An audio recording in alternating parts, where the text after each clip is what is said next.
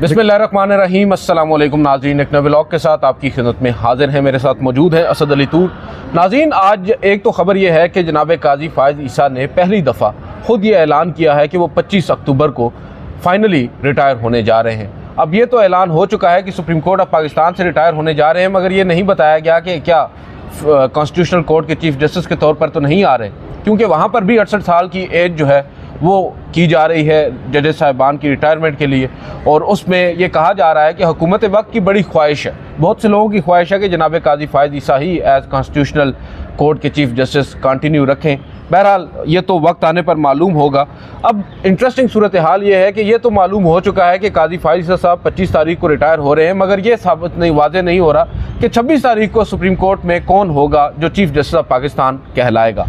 Notification असूली तौर पर जो काफ़ी अर्सा पहले जारी हो चुका होना था, चाहिए था जनाब जस्टिस मंसूर अली शाह साहब का, वो तो हुआ नहीं। और अब जबकि आप देख सकते हैं कि कुल मिलाकर 7-8 दिन बाकी रह गए हैं और अभी तक नोटिफिकेशन का दूर दूर तक कोई निशान नज़र नहीं आ रहा।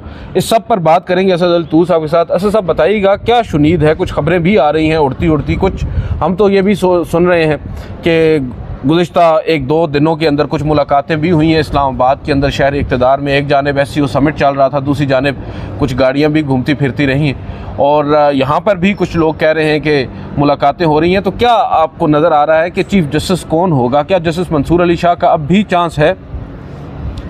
देखें, चांस तो बिल्कुल है और शायद कुछ पैगामात का तबादला भी हो रहा है और शायद किसी की लॉ ऑफिसर के ज़रिए कोई पैगाम भेजा भी गया कि आप परेशान ना हो, और जो वो सुना है कि उसकी लॉ ऑफिसर ने फिर जाके कहीं पर वो ट्रांसक्रिप्ट भी बनाया।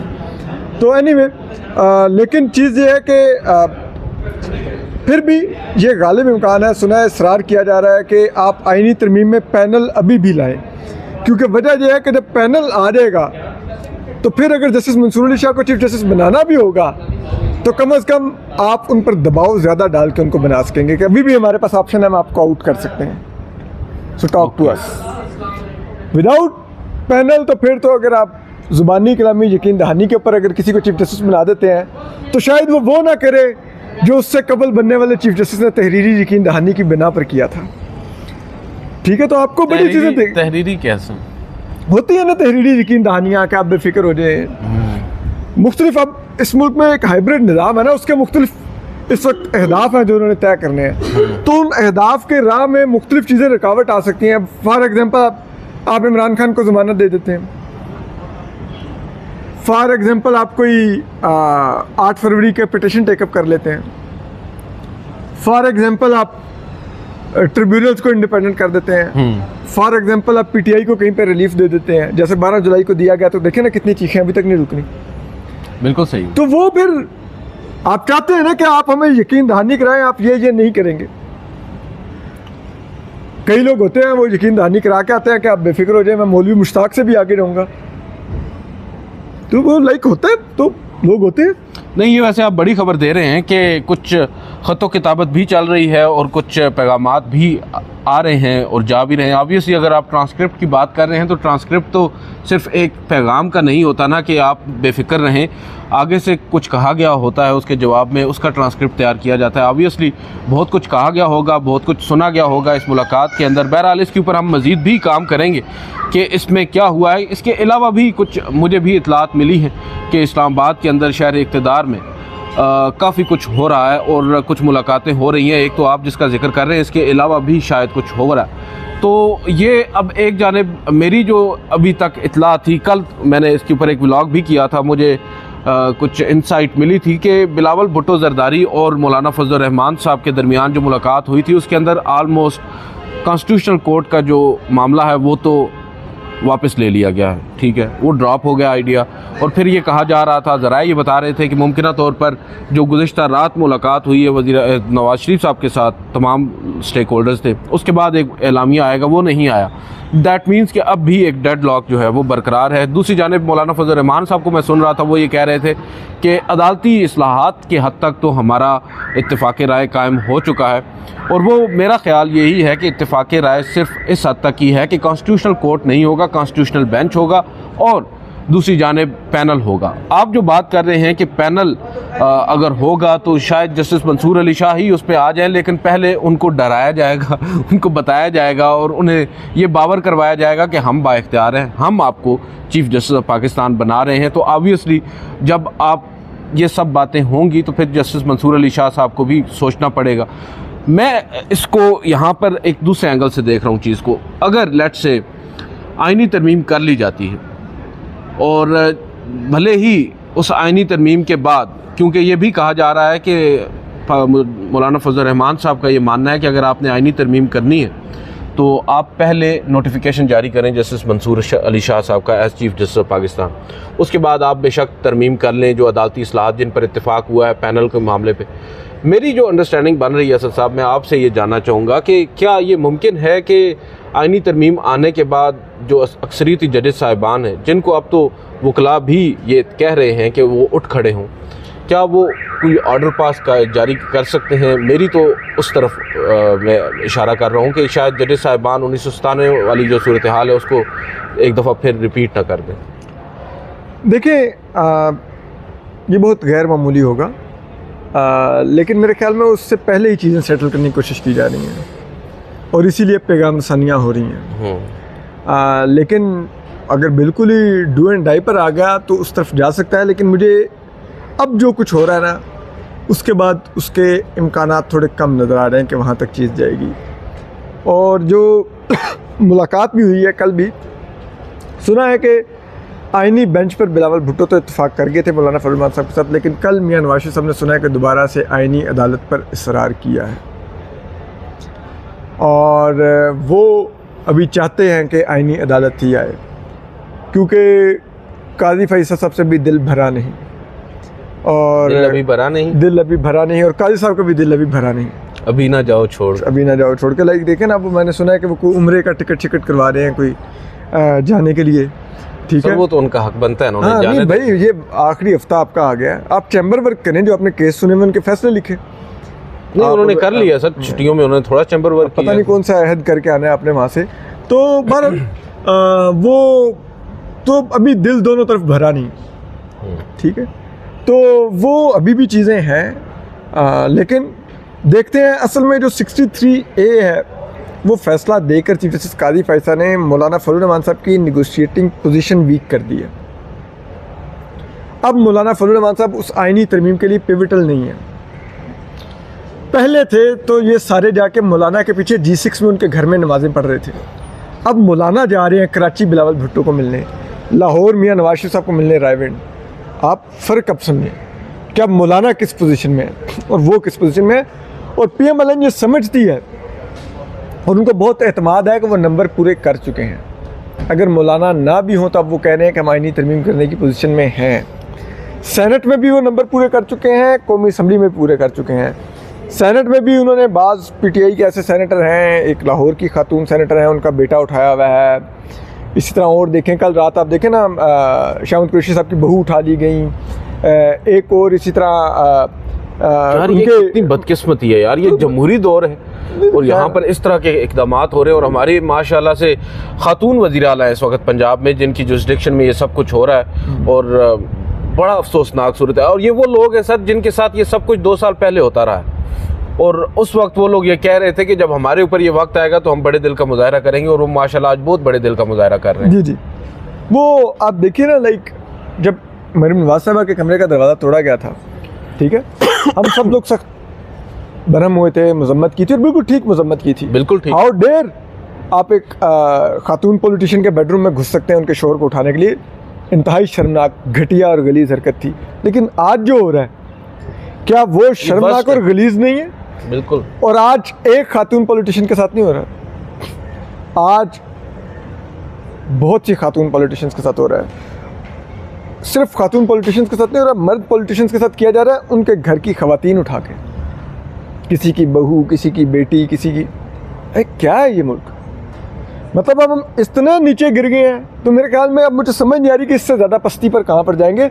लेकिन हाँ, एक बात मैं मानता हूँ कि जब मुझे लगता है कि नहीं ये पस्ती की बस इंतहा हो गई है, तो अगली दफ़ा उससे भी नीचे गिर के दिखाया जाता है कि नहीं अभी और भी नीचे तय।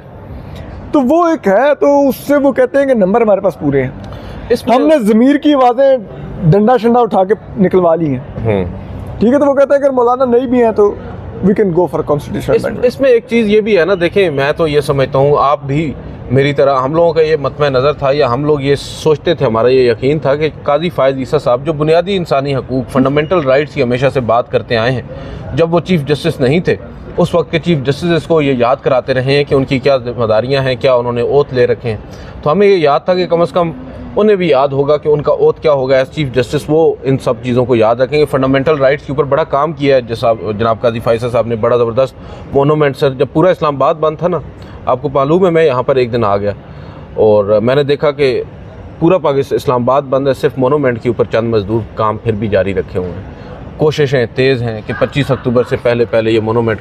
अच्छा, आपकी नज़र में मोनूमेंट जो बना रहे हैं वो बुनियादी हकूक़ पर उनका काम है? अब यही काम है ना, देखिए वो जो काम कर रहे हैं, बुनियादी हकूक़ की बात करते थे ना, वो चीफ जस्टिस काजी फ़ायज़ और मिसेस सरीना ईसा तक महदूद थे, ठीक है। जब मिसेस सरीना ईसा को एफबीआर के चक्कर लगाए जा रहे थे ना, तो वो गलत था, और था भी गलत। लेकिन उनको वो सिर्फ वो गलत लगता था जब उनके ऊपर दीगर खवातीन की जमानतें नहीं हो रही थी, तो वो उनके कोई बुनियादी हकूक़ नहीं थे, ठीक है। आज तक वो मामला टेकअप नहीं हुआ, खवातीन जो जेलों में हैं। जी, फिर अब आप एक और चीज़ देखें, आप बुनियादी हकूक़ की बात कर रहे हैं, तो जो इस वक्त मुल्क में हो रहा है, ठीक है, ये किसी के फंडामेंटल राइट्स नहीं मुतासर हो रहे, ठीक है। जिस अंदाज में कुचला जा रहा है सब कुछ, ठीक है, और दीदा दिलेरी से कुचला जा रहा है, ठीक है। उठाए जा रहे हैं लोग, वो इधर इस्लामाबाद में F7 में वो पीटीआई के MNA की तलाश में उनके भाई के घर छापा मारा गया, वो वीगो डालो वाले आए, उनको नौकरों को मार मार के उनकी हालत गैर कर दी, ठीक है। वो सारी वीडियोस पिक्चर्स मौजूद हैं। तो वो जब हालात यहाँ पर आ जाए तो अब क्या कहते हैं, कौन से बुनियादी हकूक़? कोई बुनियादी हकूक़ नहीं है। काजी फ़ायज़ साहब के लिए किसी के कोई बुनियादी हकूक़ नहीं है। उनके लिए बड़े स्ट्रेट से गोल्स हैं, उसके लिए निज़ाम, आइन, जमहूरियत, सियासत, इंतखाबात सब कुचल कर भी अगर पहुँचना हो तो वो उसको इंडोर्स करेंगे। देखिए ये बदकिस्मती है ना, हम लोगों से धोखा तो होता है, हम लोग किसी को क्या समझते हैं वो शख्स निकलता क्या है। अब मैं बार बार इस चीज़ पर आ रहा हूँ ना, मुझे बार बार वो ट्वीट मेरे जहन में आ रहा है जो मेहरबानो बुखारी हैं, जो मेहरबानो कुरैशी, उनका मैं वो ट्वीट मेरे जहन में बार बार आ रहा है, जिसमें वो ये कह रही हैं कि एक उनकी भाभी हैं जो अपनी गाड़ी में आ रही थी, 2 गाड़ियों ने आकर उनको रोका और उन्हें ज़बरदस्ती उठा कर ले गए।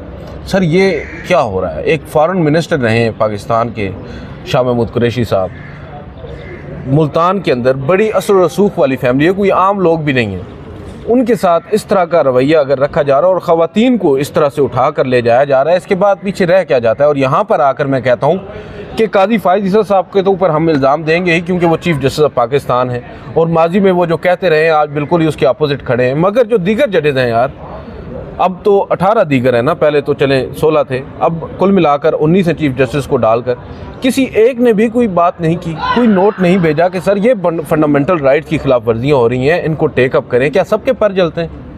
वो लिख के भेजते उस चीफ जस्टिस को जिसने 63A रिवर्स करके ये रास्ता दिया है कि ये करो और वोट पूरे करो अपने, नहीं तो फिर खुद कन्वीन कर लेना। यही बात है ना, खुद से वो लोग कुछ करें, कोई चीज़ इनिशिएट करें। मुनीर मलिक साहब का मैंने कराची में इंटरव्यू किया, उनका भी यही कहना था कि भाई हम बाहर तहरीक चलाएंगे लेकिन तहरीक को चिंगारी हमें अदालत के अंदर से रही होगी। बिल्कुल। उन्होंने कहा इफ्तिखार चौधरी के एक हरफे इनकार पर तहरीक खड़ी हुई थी, यहाँ पर वो हरफे इनकार वाली आवाज़ ही नहीं आ रही।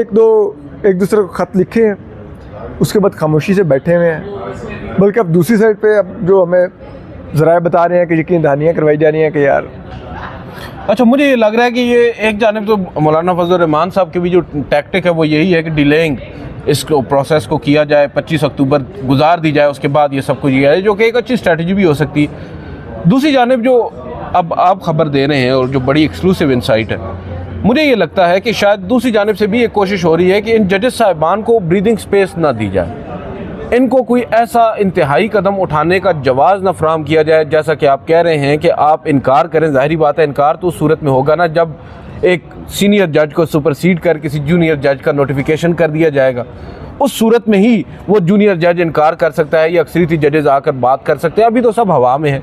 नोटिफिकेशन तो सर माजरत के साथ चीफ जस्टिस काजी फैसल साहब की रिटायरमेंट से एक दिन पहले भी हो सकता है, उसमें तो कोई मज़ायका नहीं है ना।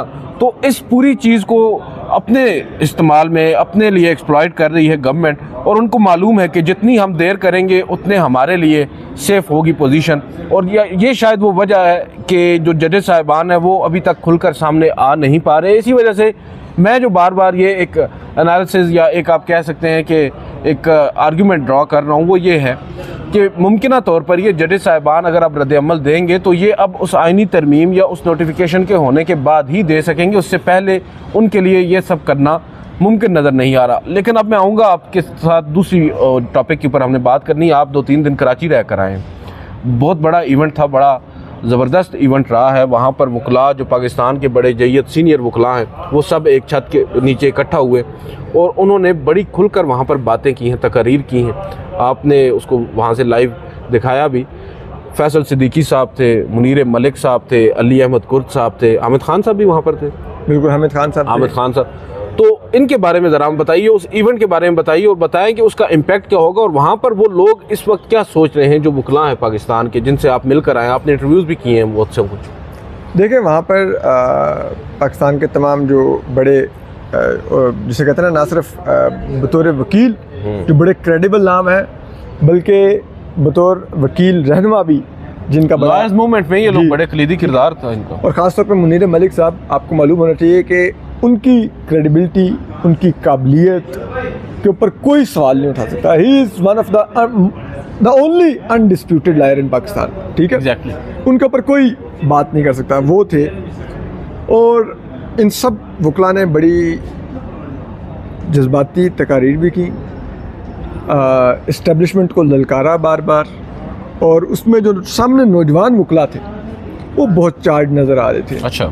लाइक एक वक्त आया कि कुछ वकीलों ने, जब रबिया बाजवा साहिबा जो लॉयर हैं, लाहौर से वाइस प्रेसिडेंट रही हैं लाहौर हाई कोर्ट, बड़ी धुआंधार तकारीर करती हैं, उन्होंने मजम्मत की बिलावल भुट्टो साहब की। तो कुछ पीपल्स पार्टी के 10-20 लॉयर्स ने खड़े होकर एहतजाज किया, तो उनकी तकरीर रुक गई, वो तकरीर छोड़कर चली गई। तो उसके बाद स्टेज सेक्रेटरी जिसको भी तकरीर के लिए बुलाता था या जिसकी भी तकरीर कंक्लूड होती थी, तो पूरा मजमा जो था, जो मेरे ख्याल में कोई 1000-1200 लॉयर था मिनिमम, वो नारे लगाने लगता था, रबिया को माइक दो, रबिया को माइक दो। अच्छा। लाइक कि वो थे कि गुस्से में थे कि भाई हमें हरफे इनकार वालों को सुनना है। ठीक है, और फिर इन रबिया बाजवा को दिया गया माइक। तो ये उस पंडाल का माहौल था। कराची बार एसोसिएशन इसको होस्ट कर रही थी और फुली वो उन तकारीर को ओन कर रही थी। तो वहाँ पर बड़ी सख्त तकारीर हुई और अली अहमद कुर्द साहब ने कहा कि किसी का बाप नहीं कर सकता। और उन्होंने बलूचिस्तान वाले जजेस पर बड़ी तनकीद जी, उन्होंने कहा कि बलूचिस्तान से तीनों जो नईम अख्तर अफगान आए हैं, जो जमाल खान मंदोखेल आए हैं, काजी फैसल आए हैं, इन्होंने हमें मायूस किया। इवन कि जब मैंने उनका इंटरव्यू किया तो वो बड़े दुखी थे। महारंग और जो बलोच ख़वातीन यहाँ पर आई और उनके साथ जो इस्लामाबाद में सलूक हुआ और जिस अंदाज में इन तीनों जजेस ने कुछ भी नहीं किया, उन्होंने कहा बड़ा शर्मनाक था कि ये लोग अब बैठे हुए हैं, पता नहीं इनको क्या हो जाता है। तो वो बड़े दुखी थे। वो कहते हैं हमारे बलूचिस्तान के जज सारे ही ऐसे निकलते हैं। इफ्तिखार चौधरी ने भी आके और ये भी अब यही कर रहे हैं। तो वो बड़े जैसे कहते हैं ना, आप कहें कि दिल बर्दाश्ता थे, लेकिन एट द सेम टाइम बड़े जोश में भी थे कि हम नहीं, ये मतलब एक नई वकला तहरीक शुरू होने को है। बिल्कुल, वो जिसे कहते हैं ना, इशारे मिल रहे हैं, सब तैयार हैं। और इस दफ़ा जो वकला तहरीक का जो नज़र आ रहा है, जो मेरी बातचीत हुई है, वो शायद जो इलेक्टेड लीडरशिप है फ़िलहाल उसके हाथ में नहीं होगी, ना सुप्रीम कोर्ट बार के हाथ में होगी, ना वो पाकिस्तान बार कौंसिल के हाथ में होगी। वो और लोगों के हाथ में होगी, वो मुनीर मलिक साहब और इन लोगों के हाथ में होगी। और उसमें नौजवान वकला की मुझे एहसास है कि बहुत ज़्यादा तादाद होगी और वो इनको नहीं मानेंगे। लाइक अब देखें ना, अब शहजाद शौकत है, क्या उसने किया? ठीक है, इसलिए उसने सब कुछ कर लिया कि उसके पीछे एस्टेब्लिशमेंट खड़ी हुई थी, वक्त का चीफ जस्टिस काजी फैसल उसके साथ था। ठीक है, अदरवाइज क्या उनकी क्रेडिबिलिटी रही? ठीक है, इलेक्शन पिटिशंस बिल्कुल से उन्होंने जितनी फीसें कमा ली, ये उनकी क्रेडिबिलिटी है। वो तो मुझे लगता है चीफ जस्टिस काजी फाइज से जाएंगे तो हो सकता है उनको अपने नाम के आगे पता नहीं रंडवा या बेवा लिखना पड़ जाए उनको, कि उनके जाने के बाद वो अपने आप को वहाँ पे तस्वुर करेंगे। लेकिन क्या यार, ये सुप्रीम कोर्ट बार की क़यादत थी जो JITयाँ बनवाती थी, बिल्कुल ऐसे जो सहाफ़ियों को, क्या इनकी क्या हैसियत है? आज कहाँ पे ये वो सुप्रीम कोर्ट बार और पाकिस्तान बार काउंसिल होती थी, ये PTI के दौर में ऑल पार्टीज कॉन्फ्रेंस होस्ट करती थी। ये सहाफ़ियों के तहफ़्फ़ुज़ के लिए वो जिसे कहते हैं वकला का एक वो आपको बॉडी प्रोवाइड किया करती थी कि ये आपका जाके केस लड़ा करेंगे, बिल्कुल ठीक है। और कहाँ पे ये उस लेवल पर आके गिरे हैं कि ये कहते हैं JITयाँ बनाओ। मतलब क्या लोग हैं यार, ये क्या हैसियत है इनकी, क्या औकात है इनकी। फिर हम ऐसे लोगों को इधर उधर टाउट कहते हैं, छोड़े ना यार। बहरहाल आज एक और चीज़ बड़ी इंपॉर्टेंट हुई है दौरान समात। आज अहमद खान साहब ने एक तो पहली दफ़ा जब से वो तकरीर उन्होंने मशहूर ज़माना की थी काजी फाइज़ साहब को, उन्होंने काफ़ी कुछ कहा था, मैं अब दोहराऊँगा नहीं। उसके बाद आज पहली दफ़ा एक आमना सामना हमने देखा दौरान समात, और चीफ़ जस्टिस काजी फाइज़ साहब ने आज पहले ही जब अहमद खान साहब को कमरा अदालत में बैठा देखा तो हमने देखा कि उनके चेहरे के तासुरात कुछ ज़्यादा अच्छे नहीं थे। उसके बाद बहरहाल अहमद खान साहब ने भी आज कहा कि भाई हम आपके सामने अपनी दरख्वास्त नहीं लगवाना चाहते, लिहाजा हम विड्रॉ करते हैं। चीफ जस्टिस काजी फाइज़ साहब चाहते थे कि कुछ ऑब्जर्वेशंस हों, मगर अहमद खान साहब पतली गली से निकल गए। उन्होंने कहा भाई नहीं, हम नहीं अफोर्ड कर सकते। और उसके बाद एक बड़ा ज़बरदस्त मुकालमा हुआ है। अब बहुत से हमारे दोस्त वहाँ पर मौजूद थे, मैं भी मौजूद था, आप भी थे। हर शख्स उसको अपने हिसाब से रीड कर रहा है। मैंने जो नोट किया है मैं वो नाज़रीन के सामने अगर आप इजाज़त दें तो पढ़ दूँ। उन्होंने कहा कि खान साहब आपकी दरख्वास्त का क्या बना। अभी ये बात उन्होंने की तो साथ ही उनके साथ नईम अख्तर अफगान थे, उनके साथ कुछ मुशावरत की, उन्होंने मुस्कुराते हुए कोई बात की और फिर खुद ही कहने लगे कि वो बाद में लगेगी, मैंने अपने दौर में नहीं लगाई। मुस्कुराते हुए ये बात कर रहे थे और फिर कहते हैं कि आपको मालूम है ना मैं किस दरख्वास्त की बात कर रहा हूँ। तो आमिर खान साहब के साथ खड़े आबिद ज़ुबैरी साहब ने कहा कि जी मुझे मालूम है। आमिर खान साहब वाज क्लूलेस कि किस दरख्वास्त की बात हो रही है। उन्होंने बहरहाल इतना ज़रूर कहा कि बड़ी मेहरबानी है काई साहब आपकी, आपने नहीं लगाई। तो अब इस पर मेरी जो अंडरस्टैंडिंग जो डेवलप हुई है, मैं ये समझता हूँ ये गालिबन 8 फरवरी के इंतखाबात में वही ना धांधली का जो मुकदमा है उसकी बात हो रही है।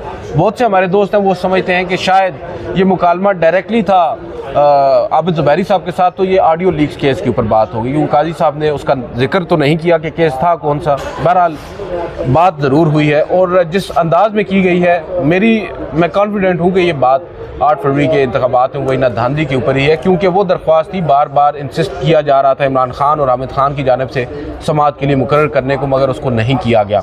तो अब देखते हैं काजी साहब की रिटायरमेंट के बाद आया वो दरख्वास्त आती है या नहीं। बहरहाल इसमें एक और चीज़ है, लोग ये समझते हैं कि मुमकिन तौर पर काजी साहब आज हुकूमत को बता रहे हों कि भाई अगर मैं रिटायर हो गया तो फिर ये दरख्वास्त भी टेकअप हो जाएगी, और ऑब्वियसली ये वो दरख्वास्त है जो अब हुकूमत के लिए एक दर्द सर बनी हुई है। हुकूमत का सबसे बड़ा खौफ ही ये है कि ये दरख्वास्त कहीं टेकअप हो गई तो कहीं उनको कल को घर को ना जाना पड़ जाए। आज की इस वीडियो से इतना ही। मुझे असद साहब को इजाज़त दीजिए। अल्लाह हाफ़िज़।